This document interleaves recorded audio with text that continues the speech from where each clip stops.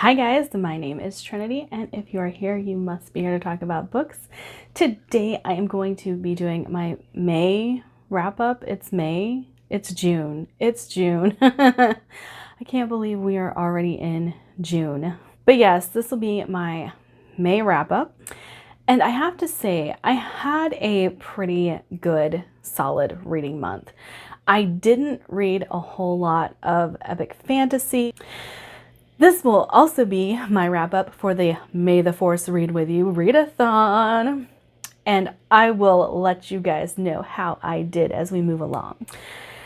So, I have 15 books to talk to you guys about today. And I'm going to try and get through them a little quickly because that's a lot. That's a lot to talk about. And moving forward, I will be going back to weekly wrap-ups because I'm no longer doing my TBR. And that will prevent me from having to talk about 15 books. So the first book that I need to talk about is one I actually finished in April, but finished at the beginning of May, but I was reading in April. And that would be Blood of the Chosen by Django Wexler. This is a favorite series of mine. I am eagerly awaiting book 3. I have absolutely loved these. Ashes of the Sun was so good. This is the series that is oftentimes compared to Star Wars, and I do see the comparisons, but I don't think it's a rip of Star Wars whatsoever. But we have a brother and a sister who get separated at a very young age due to her illness, and she is taken by the Empire. They are trying to heal her, and when they come to take her away, the brother fights back, ends up injured, and through the course of both books, the sister is fighting for the Empire, and he is fighting in this rebellion against the Empire, which is where a lot of the Star Wars comparisons come from. But I absolutely love this. It's going to sit back here on my favorite shelf along with Ashes of the Sun. And I'm so pumped to read book 3. I do know that Orbit dropped this series though. So I'm hoping that we get book 3 sometime in the near future, or that Orbit wises up and realizes what a winner they have and settles a contract for the 3rd book. The next book that I read would be Crowfall by Ed Mcdonald. Now this is my buddy read with my friend Andrew. He didn't get a chance to read it, but I went ahead and wanted to knock out the series. And I have to say, I didn't like the final book as much as I liked the other 2. And upon reread, because this was a reread for me, I can see why a lot of this book left my brain once I finished the series. It is a decent ending to this trilogy, but it is a little lackluster in how I wanted things to go, the epic scale and scope of what I wanted this book to be. And there's a lot of Galahero realizing what he is going to have to do to become the Anvil. And it's a little bleak and depressing, which these are not happy books anyway. They're pretty grimdark, but it had a sense of finality to it in a way that almost made you stop rooting for Galahero. But I still enjoy this series. It's still a favorite series of mine. I just have come to realize why some of this book is forgettable. All right, let's talk about the first book that I read for the May the Force Read With You Readathon. I did this for the prompt Lightning, and it was a book that I thought would shock me. So I read Den of Vipers. Did it shock me? It shocked me in how horrible it was. Like, I went in knowing that the story itself wasn't great, but the smutty scenes were supposed to be where it all was. And yes, the smut is well written, but it doesn't excuse the rest of the book. Now, I was reading this and intending to do a vlog for it because I thought it would be hilarious. However, hilarity ensued on our Discord. When I started reading it, a couple of other friends started reading it as well. And we were messaging each other back and forth on Discord about how ridiculous some of it was. And I get that it's a book talk favorite because these smutty scenes are actually very well written. But it's one of those that you read it and you just go, what did I just read? Why did I just read that? Like, was any of that necessary? And the ending, oh my gosh, the ending. I could do a whole rant about Den of Vipers, but I won't. So as far as ratings go, I think my Cowpile put it in at 1.5. So I did give it a 2-star on Goodreads, but I just know that there's no reason to read this book unless you just want to laugh about it. It's good for a laugh, like Kissing the Corona. Like, you can read that and have a really great laugh with some smutty scenes to go along with it. But that's about all you read it for, is to laugh. So as you guys know, I was following the Sith path, and that book garnered me Sith Apprentice. The next prompt that I fulfilled was Force Fear. Read a horror or thriller book, and I went with No Exit by Taylor Adams. Now, this book was good. I have seen a lot of hype for it though, and it wasn't quite a 5-star read for me. This has a lot of trigger warnings, especially centering around child abuse. The person that is being held captive is very young, and she's held in a cage. So that is one thing that you need to know going into this book. But I really enjoyed it. I thought it was very fast-paced, a page-turner, couldn't hardly put it down. The audiobook of this was really good because I did do immersive reading for this. So if you're looking for a thriller on audio, highly, highly recommend this one.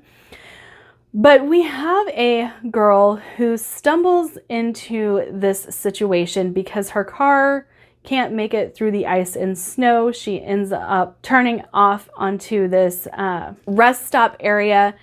And when she's there, she's trying to get a signal on her phone, but the snowstorm is stopping her from getting a signal. And so she goes into the little gas station that is there, or whatever station you want to call it that's there, and is just trying to stop for the night while she can. And while she's there, she stumbles across a van, and in that van, there is a child held captive inside a cage. So she's trying to do what she can to make sure this child doesn't leave this rest stop without the authorities being notified. And she makes some pretty bad decisions along the way, but it was really good. It was a page turner. I didn't find anything about it to be that surprising. So that's why I can't really give it like a 5-star, but it was very well written. And if you want something that is just a quick, exciting read, definitely pick this up. And that book garnered me the rank of Sith Master. Next, I went with the prompt of Seduction and read The Nature of Witches by Rachel Griffin. The prompt was to pick a book with a beautiful cover. Not only does this have a beautiful dust jacket, it has a beautiful naked hardcover. Now, this book was really, really good. And I think I gave it a 4-star on Goodreads, but I would definitely give it a 4.25, a 4.5. It was very enrapturing. The way that they talked about the cost of magic was really cool.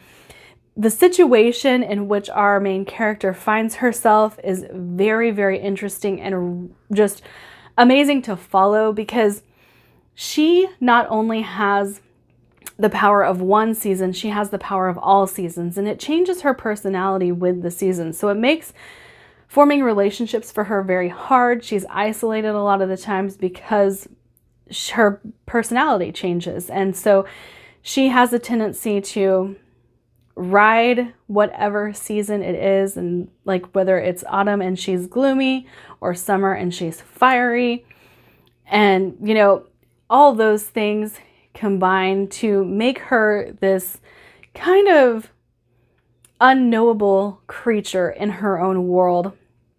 And it's really cool too, because it talks about environmental problems that humans have created along the way, and how the witches have been trying to fix it, but because humans keep ignoring the fact that nature is nature and has to function in a cycle, they are having a hard time maintaining and controlling what's going on with the nature in the world.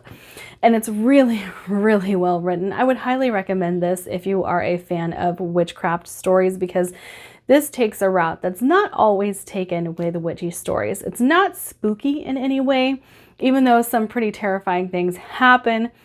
It's more environmental terrors than it is actual like horror. And that book gave me the rank of Sith Lord. Now, we were able to obtain partners in our war against the light. And for the prompt androids, I listened to Good Girl, Bad Blood by Holly Jackson. This is the second book in the A Good Girl's Guide to Murder. So I picked up my droids with this one. I really, really enjoyed this. This is a very well-written young adult murder mystery, and the audiobooks for these are absolutely phenomenal because they're written in multimedia format. And whenever the phone interviews and things like that occur, they're done in a way that sounds like you can hear the static of the phone. It sounds mechanical a little bit, like you know when you're talking on the phone to someone. And I love that about these books, especially the audiobooks. I'm really excited to continue with this series, but if you are looking to pick up a young adult murder mystery, these are absolutely phenomenal, and I would highly recommend them. Next, I picked up the other neutral partner, and that would be Bounty Hunters. Read a book at the top of your list. So Crosstalk by Connie Willis was definitely at the top of my list because the premise of this book sounded so interesting, and I was kind of just excited to get to it.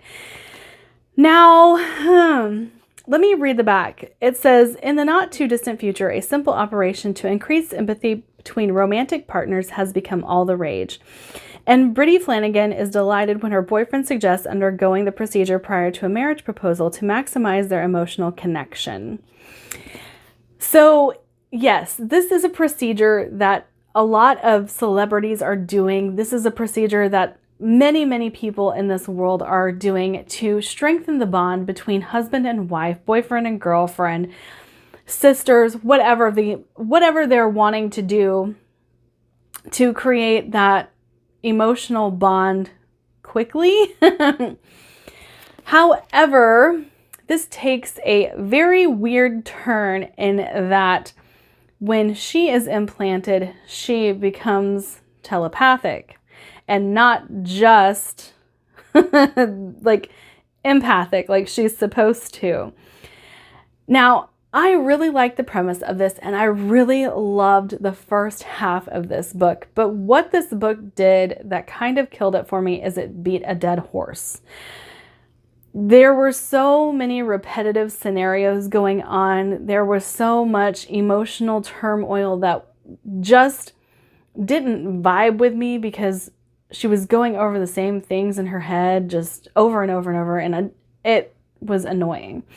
So while I really enjoyed the first half of this book, I did not like the second half, and I didn't really like the ending. There is a cute romance that does play out in here, but it's kind of drowned by the fact that this keeps beating a dead horse, like I said, and so I couldn't enjoy it.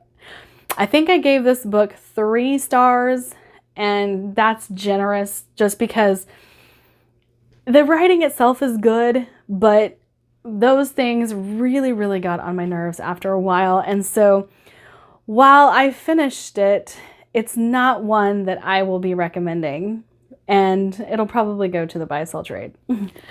Okay, the next prompt that I fulfilled would be to start a series. I finally read The City of Brass. Now, if you guys have been following me for a while, you will know that last year about this time, I was participating in a readathon and I started this. And I was not liking the pacing of it. It was so slow and it was driving me nuts because I was trying to participate in a readathon and I was like, I can't even get into this book. So I set it aside to come back to later. I am so glad that I did because I must have stopped right as the action was picking up, because the rest of this book, I remembered what happened at the beginning, and probably because it annoyed me, but I remembered what happened, and this book took off immediately once I started reading again, and it was so good, so good. This also knocks off a book on my 12 by 12, Miss Nora. She was the one who recommended this to me. And I'm, again, so happy that she did. And I have purchased book 2 and 3. And if you don't know, this book follows a girl who accidentally summons a Jinn warrior. And she ends up going to Davabad with him, and things ensue from there. I don't want to spoil what happens once she gets there because, man, a lot happens. A lot happens once she gets there. And I would say once she's in Davabad, that's where the story takes off, and you won't be able to put the book down beyond that. But yes, I gave this book 4.5 stars. I knocked the half star off for the incredibly slow beginning, but absolutely love this and cannot wait to continue. We're gonna pause here for just a second because I had 2 DNFs. Now, the one I want to talk about first, I actually should have read the synopsis of this book previous to picking it up, and I didn't. That is my bad. I'm not a big fan of journeys. I'm not a big fan of the slow-paced, let's get to know what's going on.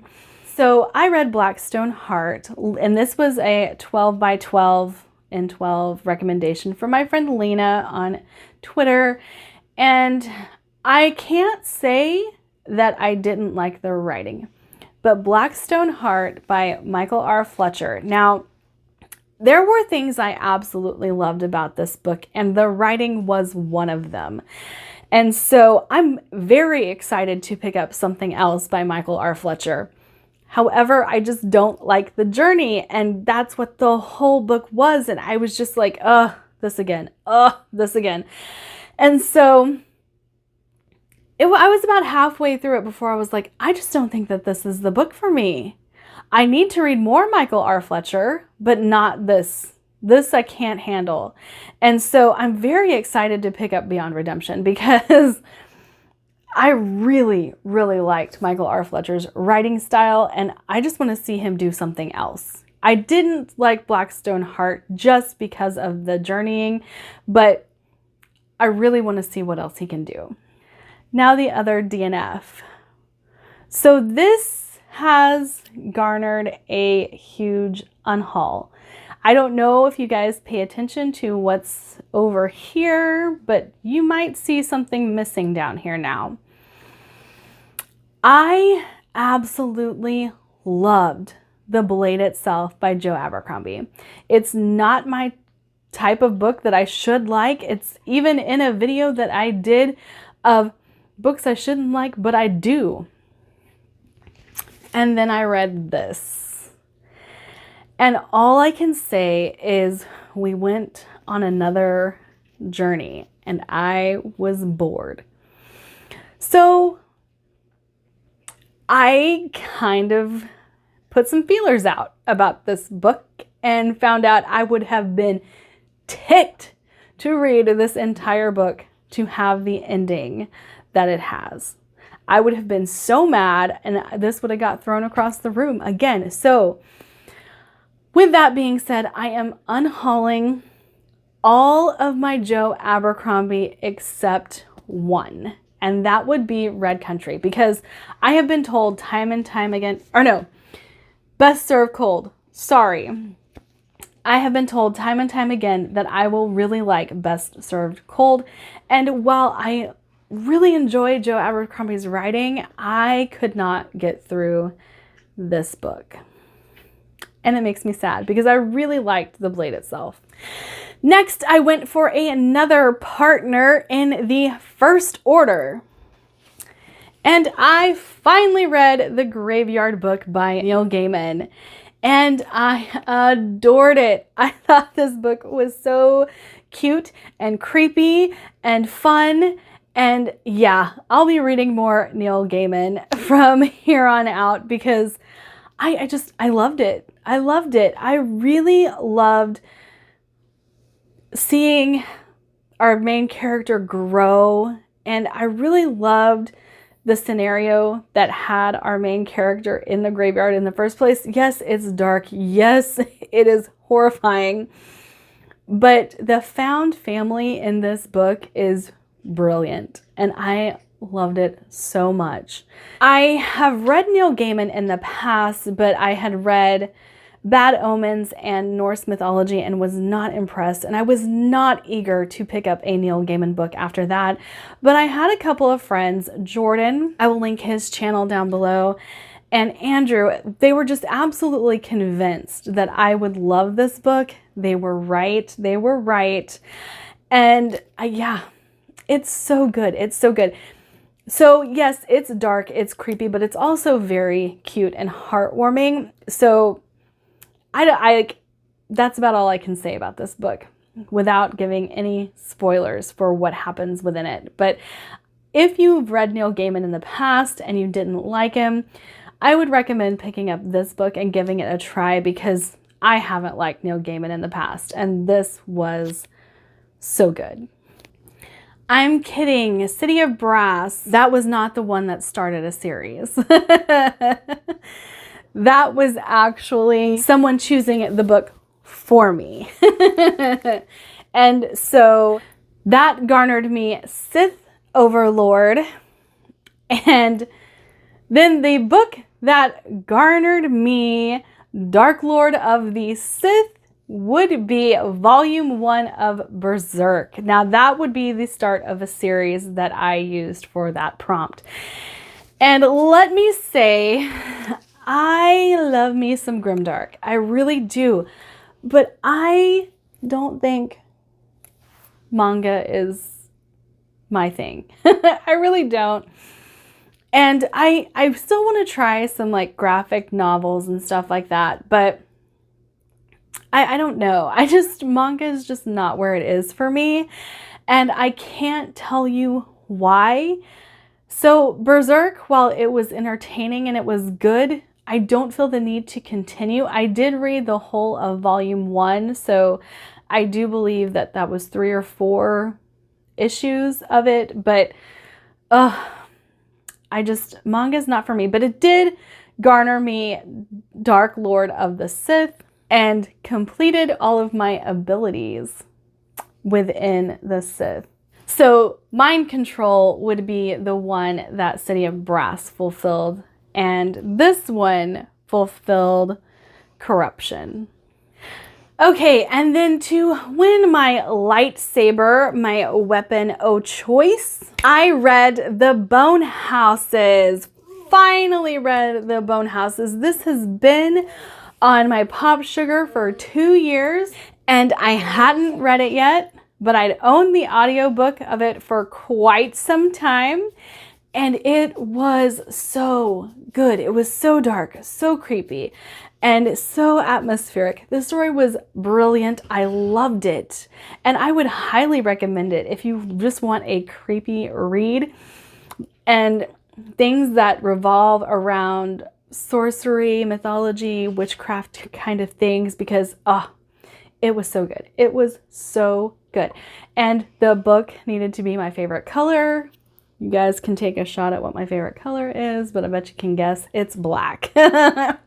And the cover of the Bone Houses is black and white. And then I needed a spaceship, so I needed a book that had the sky in the background.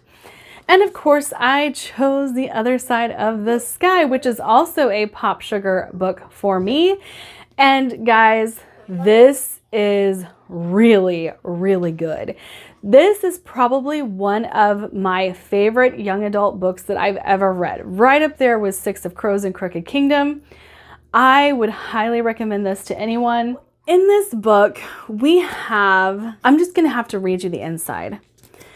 Prince North's home is in the sky in a gleaming city held aloft by intricate engines powered by technology, but North believes his sky island is sinking. Its engines are failing. The key to saving his home is to venture to the place the engines were first created. Nim is the living goddess of her people on the surface, responsible for providing answers, direction, and hope. But in the midst of the surface worst crisis yet, a mist that spreads madness and poison, doubts have arisen among the people about Nim's divinity.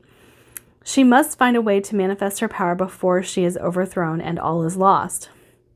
North and Nim's lives are intertwined, though their hearts can never be. Linked by a terrifying prophecy and caught between duty and fate, they must choose to either save their people or succumb to the bond that is forbidden to them. So yes, there is a little bit of a romance here, but oh my gosh, this book was so good, so good. I actually am dying to get my hands on the second book. I haven't been able to find it, but Amy Kaufman and Megan Spooner create such a intriguing world that you just get engrossed in, and it's phenomenal. It is phenomenal. And like I said, this is probably going to be one of my favorite young adult books I have ever read. And yeah, we have like, I'll do an updated YA favorites, but this is so good, guys. So good. And I highly recommend it to anybody who likes fantasy. It's amazing. So the final thing that I earned would be the Galactic Empire. Now, you can't be Sith without the Galactic Empire. You can be Sith without the First Order, but not without the Galactic Empire. So I had to pick up a book that was intimidating to me. Now, as you guys know, I'm always intimidated by chunky books. And this book is chunky.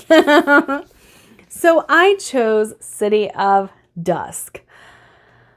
Guys, again, this book kind of blew me away. I was not prepared for how intricate this book was going to be, and it was amazing.